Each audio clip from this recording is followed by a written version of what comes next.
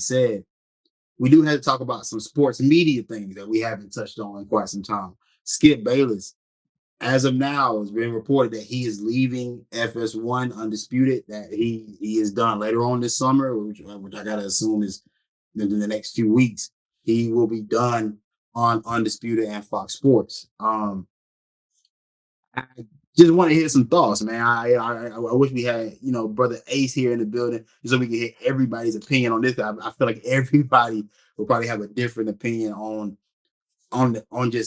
Skip Bayless, the man himself. But what were your thoughts when you heard the news? I just feel like, like I said in the pre-show, it's more of a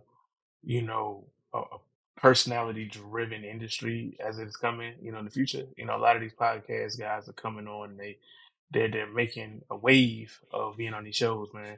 Skip Bayless, man, regardless of what you like about him or not, man, he one of the greats, yo. He one of the greats, man, and you gotta respect that to him, man. I feel like, there's been rumors about him being, let go and all this type of stuff like that. I think it's just for him, he's getting older, it's just time and you know, I think they want to go in a new direction. He probably understood it, what I'm saying? And that's it for him.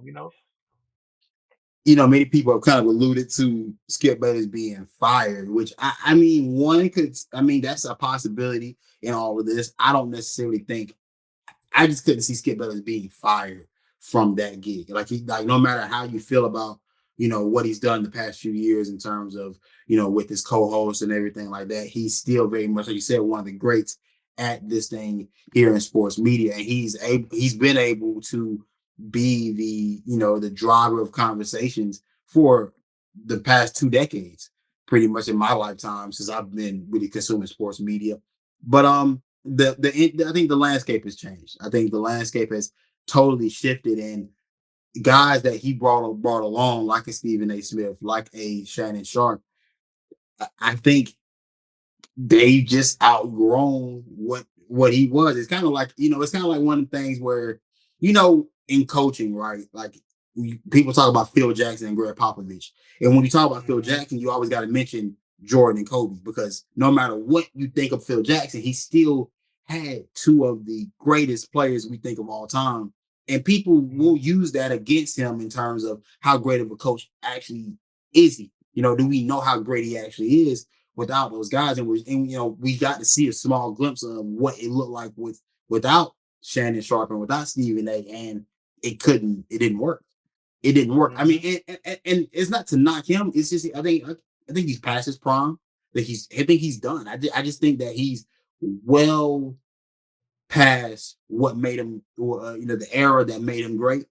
That the same stick doesn't work anymore. I think people are getting tired of it. We have heard you for he's been on the air for. It's been like about around 25 years. I would think since Yeah. he's been on the air. So Hmm. you're talking about guys like me that have grown up listening to you. Like it is kind of, and there's other people that have seen you even in your writing career when you were just a beat writer. So I think his career has ran its course. I don't think Yeah. it is a cautionary tale of don't bite the hand that feeds you. I do believe that if he doesn't have the spec with Shannon Sharp, we're not talking about Skip Bayless being on the way out in this capacity. Maybe he would have chose to leave on his own volition, but not in a way that feels like he's kind of being maybe nudged out of the door. Because I do believe Fox Sports, and you alluded to it earlier in the pre-show, I do believe Fox Sports did kind of give him the nudge, like, hey, bro, we've probably gotten all we're gonna get out of you to this point. Hmm. I also think too, a point that I just thought about too, like I don't want to say the journalism industry because there are a lot of different, varieties of people in the journalism industry, but I feel like in the sports journalism industry, there's also a cultural shift. If you haven't really noticed how, like I go back and allude to like personality, it's kind of shifting to the black side. You know what I'm saying? Like a lot of the That personalities and is. stuff like this. Then when you talk about the Stephen A, you talk about uh Shannon Sharp. I don't think it's more so that they've grown. It's just the fact that they've adapted to the new wave because they kind of can relate to it. And not saying that Skip Bayless can't come in and adapt the way he can, but it's just the energy is just different.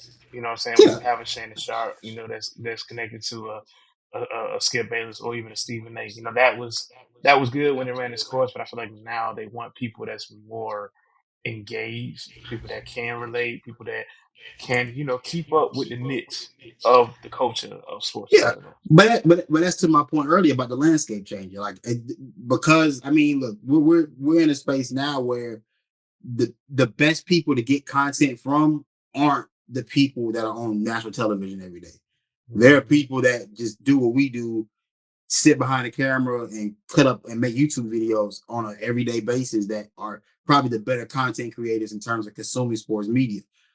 I think, like you said, that things have shifted more towards black culture and what we do and what makes Stephen A. viable and what makes Shannon Sharp viable. And but I do want to give, but I don't want to discredit what they've done because Shannon Sharp, you have to remember that this is the same Shannon Sharp that got fired from CBS before he got to Fox. Mm-hmm. So this is a guy that he made some tremendous strides, and I don't want it to be understated what working with the Skip Bayless did do for his visibility in terms of like, fam, nobody knew that an athlete, because think about the role Shannon Sharp even took on. No, we hadn't seen an Mm-hmm. athlete be in a everyday hosting role where they talk every single sport. We had NFL Live, we got you have the NBA shows as well, and they were those guys talk their sport and that's it. Shannon Sharp has been able to transcend all sports, all types of conversations, and now, bro, we're talking about Shannon Sharp pushing himself into a Michael Strahan type of category, where like you're not only a big name in sports, dog. You're one of the biggest names in media in general. Like you're a needle mover Mm-hmm. for media in general. And I mean, the next time he's up for a contract, I gotta imagine there's gonna be a lot of suitors and a lot of people throwing Mm-hmm. buku amounts of money at him. Stephen A. I think the same goes for Stephen A. I mean, Stephen A. obviously felt like he was more tailored for this role that he's in, but to see where he's grown, like he's grown past just being a sports guy. He's a guy that's on Mm-hmm. CNN regularly. He's a guy that he inserts himself in different conversations that are just more national and worldwide conversations, more so than just sports. I think these guys, to their credit, they become two media moguls instead of just like Mm-hmm. co-hosts. They are way more than co-hosts. And I think what hurts Kip Bayless is not realizing that the guys you brought up are bigger than you now. Like Mm-hmm. this is like if Wayne doesn't recognize that, bro. I got Drake and Nicki here. They've surpassed me. There's no need for me to continue to try to be at the forefront Mm-hmm. with them when I brought the two biggest things up, in the game. Like I think he could have if he could have accepted maybe a lesser role in terms of understanding like, hey, you're not the draw here. And I think that's what happened with Shannon Sharp. I think he very much misunderstood who was the main draw by the time we get to about 2019. That show starts in 2016. By 2019, Shannon Sharp is the main attraction to Undisputed. To me, Stephen A. Smith, when I go back and look at all the great moments of First Take between him and Stephen A. Smith became the draw at a point. The same, and we know this to be true because First Take didn't dip when Mm-hmm. when Skip Bayless. I mean, they did dip because obviously him and Skip and Shannon were going head to head with Stephen A. and Max Kellerman. But First Take has been able to maintain. They've been able to go through different eras where they had Max Kellerman. Okay, well now they do a rotational amount of hosts where they got JJ Redick and they had Mad Dog, they had Marcus Spears and other guys, Ryan Clark. They've been able to figure it out in that instance, and it goes to show that, hey, look, we still have our Mike. Our marquee guy is still Stephen A. Smith, and he's still good enough to make this work, and we'll figure out the rest.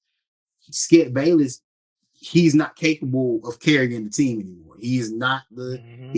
he's not the A Mike. He can't be a number one option. In today's space, Skip Bayless is merely a role player.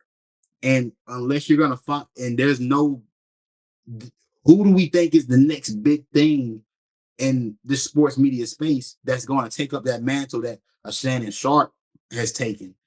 You know what I'm saying? Like, I don't even know who we think. I think I have my personal favorite. My personal favorite is probably Nick Wright.